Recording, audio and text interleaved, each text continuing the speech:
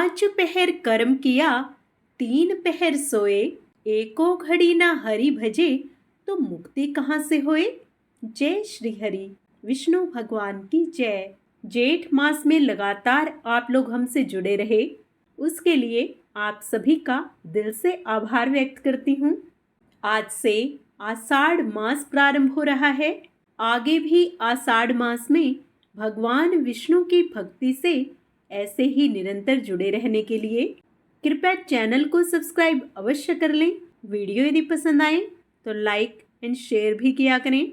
हम अपने चैनल पर पूरे आषाढ़ मास में प्रतिदिन के महात्म्य डालकर भगवान श्री हरि के चरणों को नमन करेंगे। आप सभी इस श्रृंखला में हमारे साथ रहें। इसी उम्मीद के साथ शुरू करते हैं आज का अपना महात्म्य। श्री सूत जी बोले, मैत्रेय जी ने नित्य कर्मों से निवृत्त हुए मुनिवर पाराशर जी को प्रणाम कर एवं उनके चरण छूकर पूछा, हे गुरुदेव, मैंने आप ही से संपूर्ण वेद, वेदांग और सकल धर्म स्तोत्रों का कर्मशः अध्ययन किया है। हे मुनि श्रेष्ठ, आपकी कृपा से मेरे विपक्षी भी मेरे लिए यह नहीं कह सकेंगे कि मैंने संपूर्ण शास्त्रों के अभ्यास में परिश्रम नहीं किया। हे धर्मज्ञ, हे महाभाग, अब मैं आपके मुखारविंद से यह सुनना चाहता हूँ कि यह जगत किस प्रकार उत्पन्न हुआ और आगे भी दूसरे कल्प के आरंभ में कैसे होगा, तथा हे ब्राह्मण, इस संसार का उपादान कारण क्या है। यह संपूर्ण गरागर किससे उत्पन्न हुआ है। यह पहले किसमें लीन था और आगे किसमें लीन हो जाएगा। इसके अतिरिक्त आकाश आदि भूतों का परिमाण, समुद्र, पर्वत तथा देवता आदि की उत्पत्ति, पृथ्वी का अधिष्ठान और सूर्य आदि का परिमाण तथा उनका आधार, देवता आदि के वंश, मनु, मनवंतर, चारों युगों में विभक्त कल्प और कल्पों के विभाग, प्रलय का स्वरूप, युगों के पृथक पृथक संपूर्ण धर्म, देवऋषि और राजऋषियों के चरित्र, श्री व्यास जी कृत वैदिक शाखाओं की यथावत रचना तथा ब्राह्मण आदि वर्ण और ब्रह्मचर्यादि आश्रमों के धर्म, ये सब हे महामुनि शक्ति नंदन मैं आपसे सुनना चाहता हूँ। हे ब्राह्मण, आप मेरे प्रति अपना चित्त प्रसादोन्मुख कीजिए, जिससे हे महामुने मैं आपकी कृपा से यह सब जान सकूं। श्री पाराशर जी बोले, हे धर्मज्ञ मैत्रेय, मेरे पिताजी के पिता श्री वशिष्ठ जी ने जिसका वर्णन किया था, उस पूर्व प्रसंग का तुमने मुझे अच्छा स्मरण कराया। इसके लिए तुम धन्यवाद के पात्र हो। हे मैत्रेय, जब मैंने सुना कि पिताजी को विश्वामित्र की प्रेरणा से राक्षस से रण लिया है, तो मुझको बड़ा भारी क्रोध हुआ। तब राक्षसों का ध्वंस करने के लिए मैंने यज्ञ करना आरंभ किया। उस यज्ञ में सैकड़ों राक्षस जलकर भस्म हो गए। इस प्रकार उन राक्षसों को सर्वथा नष्ट होते देख मेरे महाभाग पितामह वशिष्ठ जी मुझसे बोले, हे वत्स, अत्यंत क्रोध करना ठीक नहीं, अब इसे शांत करो। राक्षसों का कुछ भी अपराध नहीं है। तुम्हारे पिता के लिए तो ऐसा ही होना था। क्रोध तो मूर्खों को ही हुआ करता है, विचारवानों को भला कैसे हो सकता है। भैया, भला कौन किसी को मारता है, पुरुष स्वयं ही अपने किए का फल भोगता है। हे प्रियवर, यह क्रोध तो मनुष्य के अत्यंत कष्ट से संचित यश और तप का भी प्रबल नाशक है। हे तात, इस लोक और परलोक दोनों को बिगाड़ने वाले इस क्रोध का महर्षिगण सर्वदा त्याग करते हैं, इसलिए तू इसके वशीभूत मत हो। अब इन बेचारे निरपराध राक्षसों को दग्ध करने से कोई लाभ नहीं। अपने इस यज्ञ को समाप्त करो। साधुओं का धन तो सदा क्षमा करना ही है। महात्मा दादाजी के इस प्रकार समझाने पर उनकी बातों के गौरव का विचार करके मैंने यज्ञ समाप्त कर दिया। इससे मुनि श्रेष्ठ भगवान वशिष्ठ जी बहुत प्रसन्न हुए। उसी समय ब्रह्मा जी के पुत्र पुलस्त्य जी वहां आए। हे मैत्रेय, पितामह वशिष्ठ जी ने उन्हें अर्घ्य दिया। तब वे महर्षि पुलह के ज्येष्ठ भ्राता महाभाग पुलस्त्य जी आसन ग्रहण करके मुझसे बोले, तुमने चित्त में बड़ा वैर भाव रहने पर भी अपने बड़े बूढ़े वशिष्ठ जी के कहने से क्षमा स्वीकार की है, इसलिए तुम संपूर्ण शास्त्रों के ज्ञाता होगे। हे महाभाग, अत्यंत क्रोधित होने पर भी तुमने मेरी संतान का सर्वथा मूलोच्छेद नहीं किया। अतः मैं तुम्हें एक और उत्तम वर देता हूँ। हे वत्स, तुम पुराण रोहिता के वक्ता होगे और देवताओं के यथार्थ स्वरूप को जानोगे तथा मेरे प्रसाद से तुम्हारी निर्मल बुद्धि, प्रवृत्ति और निवृत्ति के उत्पन्न करने वाले कर्मों में निसंदेह हो जाएगी। पुलस्त्य जी के इस प्रकार कहने के अनंतर फिर मेरे पितामह भगवान वशिष्ठ जी बोले, पुलस्त्य जी ने जो कुछ कहा है यह सभी सत्य होगा। हे मैत्रेय, इस प्रकार पूर्व काल में बुद्धिमान वशिष्ठ जी और पुलस्त्य जी ने जो कुछ कहा था वह सब तुम्हारे प्रश्न से मुझे स्मरण हो आया है।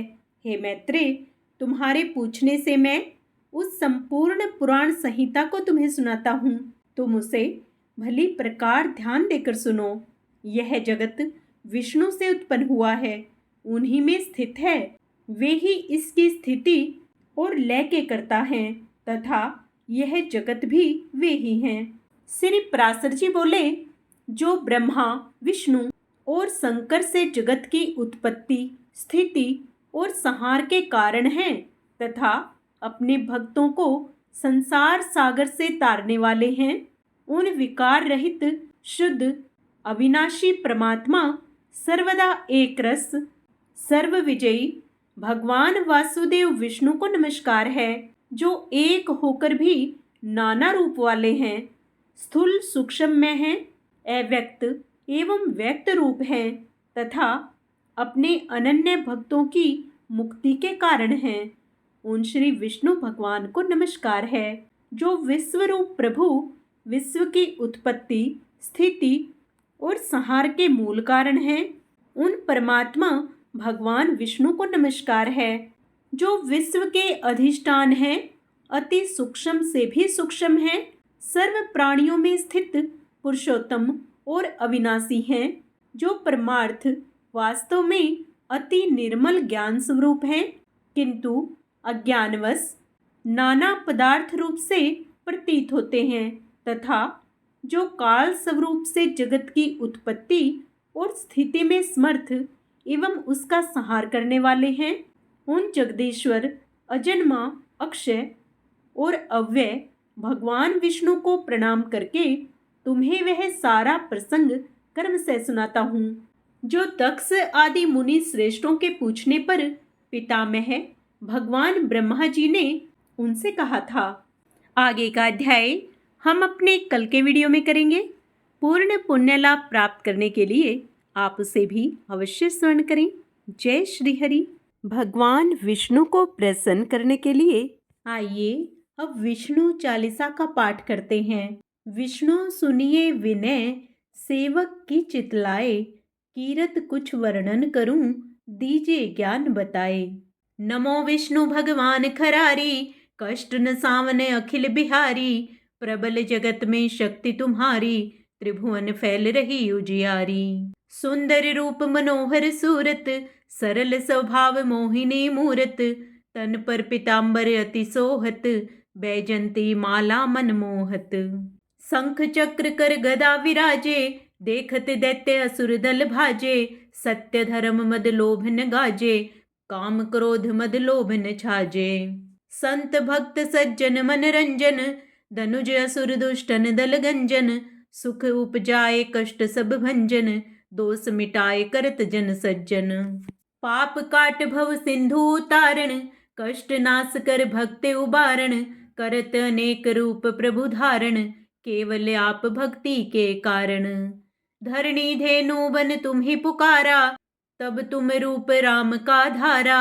भार उतार असुर दल मारा, रावण आदिक को संहारा।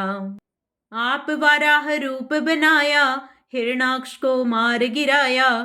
धर्म तस्य तन सिंधु बनाया, 14 रत्नन को निकलवाया। अमिलख असुरन द्वंद बचाया, रूप मोहिनी आप दिखाया। देवन को अमृत पान कराया, असुरन को छवि से बहलाया। कूर्म रूप धर सिंधु मझाया, मंद्राचल गिरि तुरंत उठाया। शंकर का तुम फंद छुड़ाया, भस्मासुर को रूप दिखाया। वेदन को जब असुर डुबाया, कर प्रबंध उन्हें ढूंढवाया। मोहित बनकर खल ही नचाया, उस ही कर से भस्म कराया। असुर जलंधर अति बलदाई, शंकर से उन कीन्ह लड़ाई। हार पार शिव सकल बनाई, कीन सती से छल खल जाई। सुमिरन कीन तुम्हें शिवरानी, बतलाई सब विपत कहानी। तब तुम बने मुनीश्वर ज्ञानी, वृंदा की सब सूरति भुलानी। देखत 3 धनुज सैतानी, वृंदा आए तुम्हें लपटानी। हो स्पर्श धर्म क्षति मानी, हना असुर उर शिव सैतानी। तुमने ध्रुव प्रहलाद उबारे, हिरणाकुश आदिक खल मारे। गणिका और अजामिल तारे, बहुत भक्त भव सिंधु उतारे। हरहु सकल संताप हमारे, कृपा करहु हरि सिरजनहारे। देखहूँ मैं निज दर्श तुम्हारे, दीन बंधु भक्तन हितकारे। चाहता आपका सेवक दर्शन, करहु दया अपनी मधुसूदन। जानो नहीं योग्य जब पूजन, होए यज्ञ स्तुति अनुमोदन। सील दया संतोष सुलक्षण, विदित नहीं व्रत बोध विलक्षण। करहूँ आप किस विधि पूजन, कुमति विलोक होत दुख भीषण। करहूँ प्रणाम कौन विधि सुमिरन, कौन भांति मैं करहूँ समर्पण। सुर मुनि करत सदा सेवकाई, हर्षित रहत परम गति पाई। दीन दुखिन पर सदा सहाई, निज जन जान लेव अपनाई। पाप दोष संताप नशाओ, भव बंधन से मुक्त कराओ। सुत संपत्ति दे सुख उपजाओ, निज चरणन का दास बनाओ। निगम सदा ये विनय सुनावे, पढ़े सुने जो जन सुख पावे। इति श्री विष्णु चालीसा।